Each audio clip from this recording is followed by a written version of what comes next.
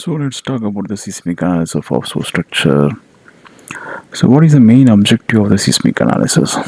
So we need to verify the offshore structure that can safely resist inertial loads from the extreme level earthquake that has sufficient reserve strength to prevent collapse under abnormal level earthquake.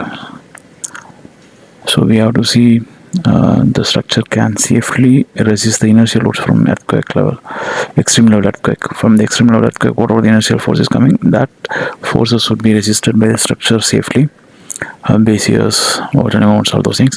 And from the abnormal level earthquake check, we have to see whether the structure has the sufficient reserve strength to prevent the collapse. Okay, which design code governs the seismic design of the offshore jacket?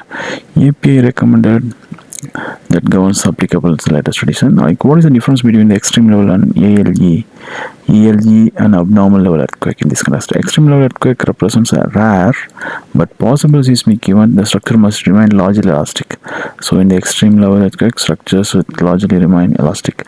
Abnormal level earthquake, that represents a very rare extreme event. Local yielding is acceptable, but the collapse must be prevented. What software was used for the structural analysis? We use AX, including the modules like Impact, Dynamic Response, Combined, Post, Joint, CAN. How many structural frequencies were considered in the analysis? First 20 natural frequencies or corresponding modes were extracted from dynamic analysis.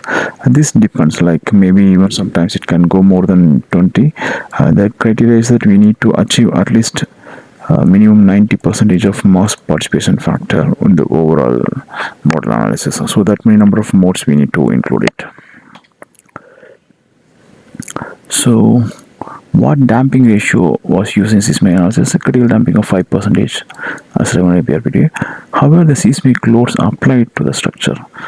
Seismic loads are applied to the structure using API response spectrum or depending on the site specific spectrum. So full spectrum applied along the X and Y axis and half spectrum applied along the Z axis. What method was used to combine model response? Complete quadratic combination method was used to combine the model response within a component direction, like within the component direction. However, the multi-direction earthquake responses are combined. Multi-direction earthquake responses are combined. How are they combined? By applying the SRSS method to combine X, Y, Z directional responses. And what assumptions was made regarding the concurrent environmental load? No environmental loads such as mean wave were assumed to act simultaneously with seismic loads. How was the structure's mass modeled in the dynamic analysis? Using consistent mass assumption, ensuring accurate distribution of inertial effects. What stress increasing factors were applied for ELE? 70% increase in allowable stress for members, 60% for joints. What is the allowable horizontal deflection limit under seismic load? Maximum horizontal deflection shall be less than h by 200, which is the height of the structure. How are the pile foundations modeled for dynamic analysis? Pile foundations either equivalent pile stubs or pile supplements used instead of full pile soil interaction models. How was the pile adequacy verified? Using the single pile analysis under the ALD conditions with allowable increase of 70% if the pile remains elastic. What checks were performed? Remember, code compliance checks using post, joint, and module SANs to ensure the unit is UCR within the allowable limits. What are the typical acceptance criteria? Member and joint UC should be less than 1. Pile safety factors meet design based requirements. Deflections within the allowable limits. What is the significance of mass participation factor?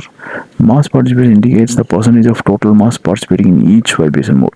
For a particular vibration mode, how much mass is participating in that particular vibration mode, that is indicated by the mass participation factor, used to confirm the adequate mode extraction dynamic analysis. What conclusion was drawn from the seismic analysis?